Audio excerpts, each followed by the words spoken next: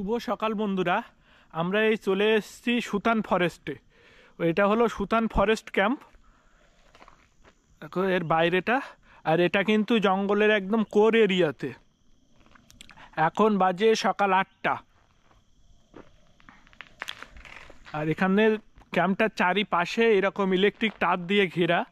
এখানে লেখা আছে, দেখো এই দেখো তোমাদের দেখাচ্ছি, সোলার পাওয়ার ফিনান্স। যেহেতু এটা হাতির এরিয়া, আর ক্যাম্পের ভিতরে যাতে কোনো হাতি না ঢুকতে পারে, ওই জন্য চারিপাশে এরকম ইলেকট্রিক তার দিয়ে ঘেরা রয়েছে।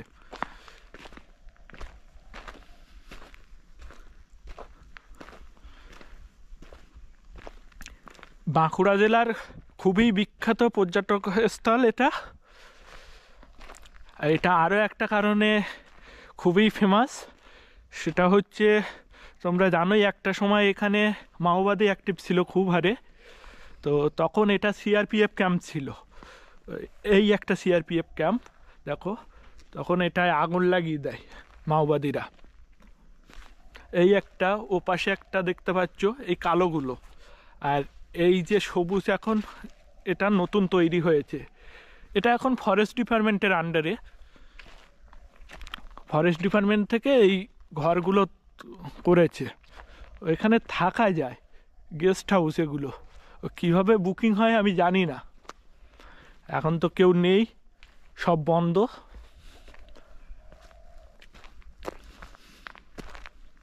এখানে দেখছি বনফায়ারও করে, কয়লা পড়ে আছে। এটা কিন্তু জঙ্গলের অনেক ভিতরে।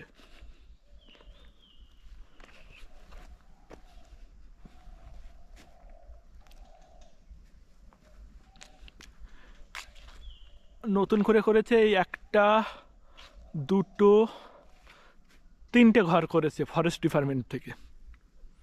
আর এখানে একটা ওয়াচ টাওয়ারও ছিল, সেটাও হচ্ছে সেই সময় মাওবাদীরা উড়িয়ে দেয়। এখন তোমরা নির্ভয়ে আসতে পারো, আর কোনো ভয় নেই।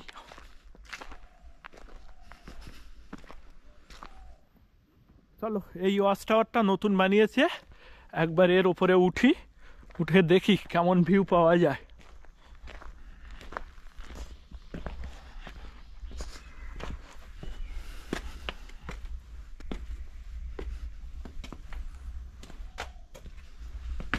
ওয়াচ টাওয়ারের একদম টপে চলে এসেছি।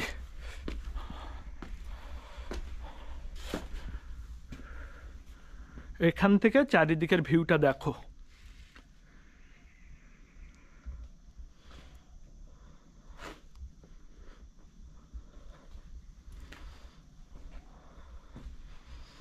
আর এই পাশে যে জলাশয়টা দেখতে পাচ্ছ, এটা কিন্তু সুতান লেক।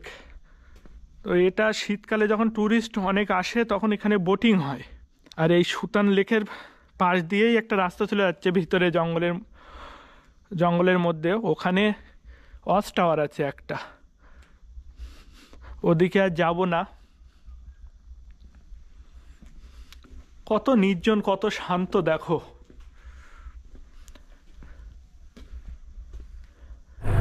এইখানটা একটুখানি অফরোডিং আছে। ও সুতান ফরেস্ট থেকে আমরা এখন বেরিয়ে যাচ্ছি। এখান থেকে মেন রোড আবার 7 কিলোমিটার। 7 কিলোমিটার গেলে ঝিলিমিলির জঙ্গল। সুতান ফরেস্ট ক্যাম্প তোমরা দেখলে, এখনই কেমন গা ছমছমে ব্যাপার।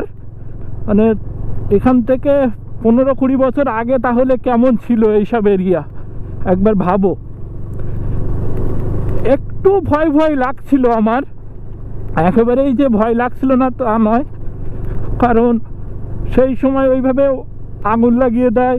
তাছাড়া জঙ্গলের ভিতরে এইরকম কোর এরিয়া, হাতির ভয়, একটু তো ভয় লাগবেই।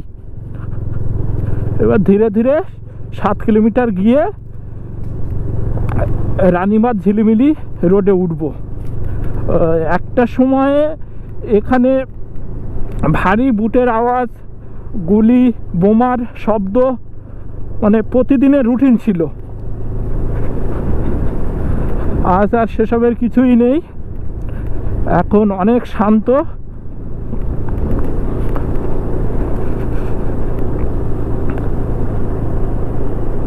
রাস্তার পিচ মাঝে মাঝে উঠে গেছে, তো মানে একটু সাবধানে চালাতে হবে, না হলে চাকা স্কিড করবে। ইউটিউবে একটা ভিডিও দেখেছিলাম, একজন এখানে এসে ক্যাম্পিং করেছে, সাহস আছে বলতে হবে, রাত্রে পুরো একা থেকেছে। স্লো ক্যাম্পিং করার মজা আছে, কিন্তু সাহসও দরকার। অত সাহস নেই আমার যে এইরকম জায়গায় একা থাকবো রাতে। জঙ্গল আর জঙ্গল, এইসব জায়গায় আসলে মনে হয় এত যে প্রচার, এত কিছু যে জঙ্গল ধ্বংস করবে না, এই করতে হবে ওই করতে হবে, বৃক্ষরোপণ, পরিবেশ ধ্বংস হয়ে যাচ্ছে, অথচ এই মানুষই পরিবেশ দূষণ করছে, জঙ্গল কাটছে, সব কিছু করছে। আলাদা করে কিছু করার দরকার নেই, প্রকৃতিকে প্রকৃতির মতো ছেড়ে দাও, ও নিজেই সুস্থ থাকবে, পরিবেশকে সুস্থ রাখবে, শুধু আমরা না ক্ষতি করলেই হলো। একের পর এক জঙ্গল শেষ হয়ে যাচ্ছে, বাড়িঘর করছে মানুষ, যেটা পৃথিবীর ফুসফুস বলা হয় আমাজনকে, সেই আমাজন তো আস্তে আস্তে ধ্বংসের পথে। মানে ওর ভিতরে ভিতরে সোনা উত্তোলন করার জন্য প্রচুর জঙ্গল ধ্বংস করছে, গাছ কাটছে, প্লাস পুড়িয়ে দিচ্ছে। কারা করছে? এই মানুষ করছে। তবে একটা জিনিস আমার শোনা কথা আর পড়েছি কোথাও একটা, এই জঙ্গলমহলে কিন্তু বাইরের মানুষ এসে জায়গা জমি কিনতে পারে না। এখানকার যারা ভূমিপুত্র আদি বাসিন্দা, একমাত্র তারাই রিসর্ট করতে পারবে, জমি কিনতে পারবে। বাইরে থেকে লোক এসে এখানে রিসর্ট করতে পারবে না এই জঙ্গলমহলে।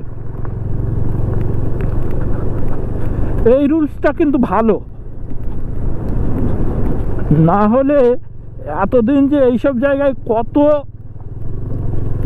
হোটেল বাড়িঘর হয়ে যেত তার কোনো ঠিক ছিল না। আর এগুলো যদি ওই রকম শুরু হয় তাহলে আর মানুষের সময় বেশি নেই হাতে। তাই দেখো না, এখন কত জঙ্গল কেটে কেটে তার মাঝখান দিয়ে হাইওয়ে তৈরি করেছে, তারপরে পাহাড় কেটে টানেল বানাচ্ছে, রেলপথ বানাচ্ছে। এই আমাদের সিকিমের রংপো অব্দি রেল লাইন চলে যাবে, পাহাড় কেটে কেটে টানেল বানিয়েছে। এর প্রভাব কি পড়বে না? পড়বে। এমনি হচ্ছে সিকিম ধস প্রবণ এরিয়া, আর এরপরে আরও ধসের প্রবণতা বাড়বে। এমনি অলরেডি উত্তরাখণ্ডের যোশীমঠ শেষ হয়ে যাচ্ছে, কারণ ইচ্ছা খুশি হোটেল বানাচ্ছে।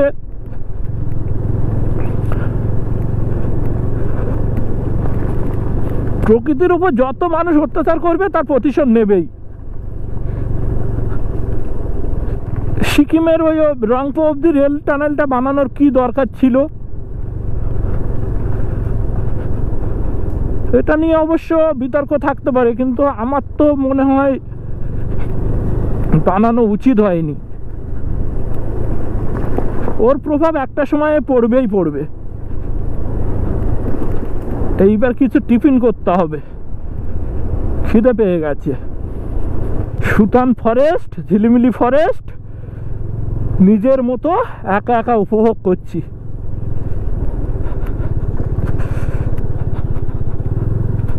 জীবনে আমার আর এক্সট্রা কিছু পাওয়ার নেই, কোনো চাহিদা নেই, এরকম ঘুরতে পারলেই হলো,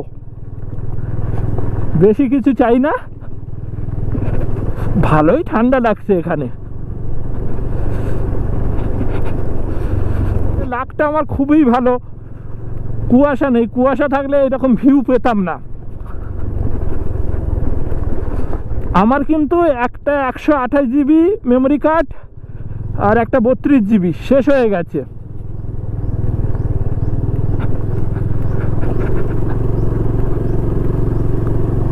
আর একটা 128 জিবি লাগিয়েছি। তো অনেক অনেক ভিডিও আসতে চলেছে, তোমরা দেখতে থেকো। আমি সবসময়ের জন্য বলি, অতিরঞ্জিত কিছু আমি দেখাই না, আমি যেরকম দেখি যতটা ফিল করি তার কিছুটা তোমাদের দেখানোর চেষ্টা করি। পুরোটা তো লেন্সের মাধ্যমে দেখানো সম্ভব না, কিছু কিছু মুহূর্ত তোমাদের কাছে নিয়ে আসি। তো এইরকম র ভিডিও, র অ্যাডভেঞ্চার তোমাদের কেমন লাগছে জানাও। আমার ভিডিও তো জানোই বেশি সাজানো গোছানো এডিটিং থাকে না, তোমরা ঘরে বসেই আমার সাথে সাথে ঘোরো, আর আমি তো ঘুরছি। 5 কিলোমিটার চলে এসেছি, আর 2 কিলোমিটার মেন রোড। গতকাল কলকাতা থেকে যখন বেরোই, হাওড়া পাড়ে আসার পরেই ঠান্ডা লাগে, তারপর বেলা বাড়ার সাথে সাথে আবার গরম শুরু হয়েছিল। এখন 8টা বাজে, এখনও তো ভালোই ঠান্ডা লাগছে। জঙ্গল প্রকৃতিকে নিবিড়ভাবে পাওয়ার জন্য এর থেকে ভালো জায়গা আর কিছু আছে বলে আমার মনে হয় না। তোমরা যারা ভাবছো বাইকে ঘুরতে যাব, পার্টনার পাচ্ছ না, অনেকেই আমাকে বলে,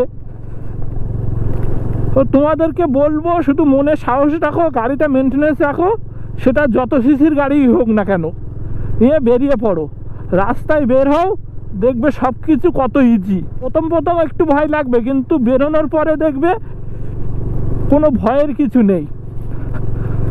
অনেকেই আমার সাথে আসার কথা বলো, কিন্তু সেটা সময় সুযোগ হয়ে ওঠে না। আমার প্ল্যানিংটা একটু অন্যরকম হয়, তো আমি হুট করে বেরিয়ে যাই, আগে থেকে কোনো প্ল্যান হয় না যে এই ডেটে বেরোবো, এত তারিখে বেরোবো। চলো মেন রোডে চলে এসেছি, আমাদের ডান দিকে গেলে রানীবাঁধ 8 কিলোমিটার। দাদা মুকুটমণিপুর, হ্যাঁ কোন রাস্তা? সোজা, থ্যাংক ইউ। আমরা এখন যাচ্ছি ঝিলিমিলি জঙ্গলের মধ্যে দিয়ে। এবার পরবর্তী গন্তব্য আমাদের বাঁকুড়ার বিখ্যাত টুরিস্ট স্পট মুকুটমণিপুর। তবে যাওয়ার পথটা কিন্তু খুবই সুন্দর। আবারও বলি, সেই চেনা পথের বাইরে একটু অন্য পথ দিয়ে অন্যভাবে তোমাদের দেখানোর চেষ্টা করব। মুকুটমণিপুর তো কম বেশি সবাই এসছো, অন্তত পিকনিক করতে তো এসছো। ঝিলিমিলি জঙ্গল শেষ হলো, এবার একটা গ্রাম পড়লো, আর সামনেই 5 কিলোমিটার পর রানীবাঁধ। ভাবছি এখানে খাবো না 20 কিলোমিটার পরেই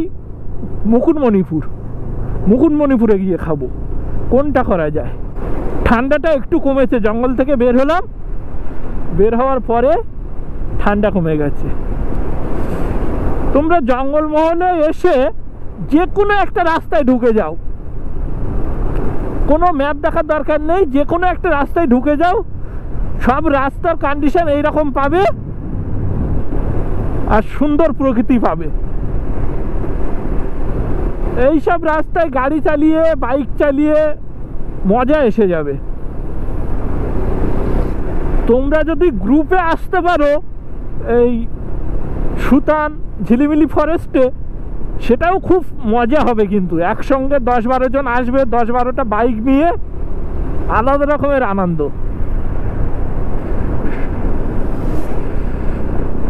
আমার তো পার্সোনালি গ্রুপ রাইড পছন্দ নয়,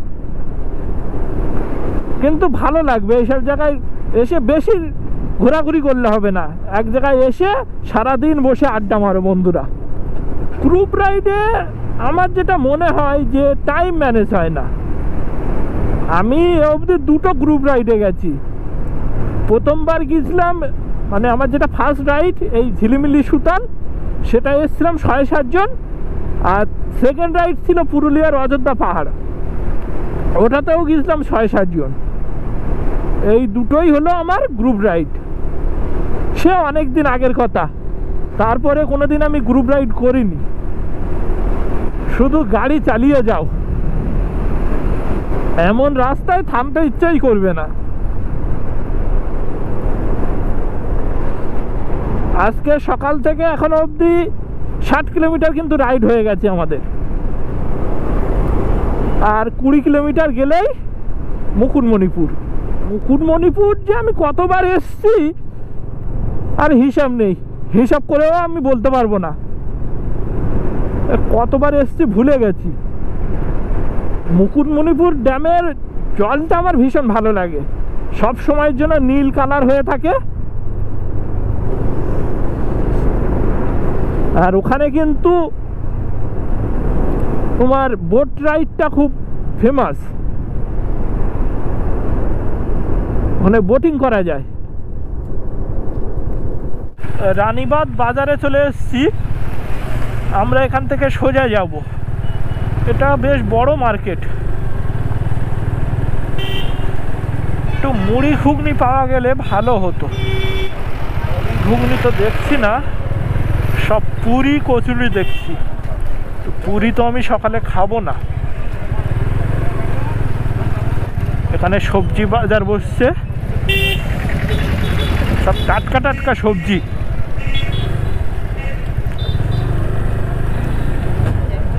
এখানকার স্থানীয় সবজি কিন্তু সব, এগুলো কোনো বাইরে থেকে আসে না। রানীবাঁধ বাজার থেকে বেরিয়ে গেলাম।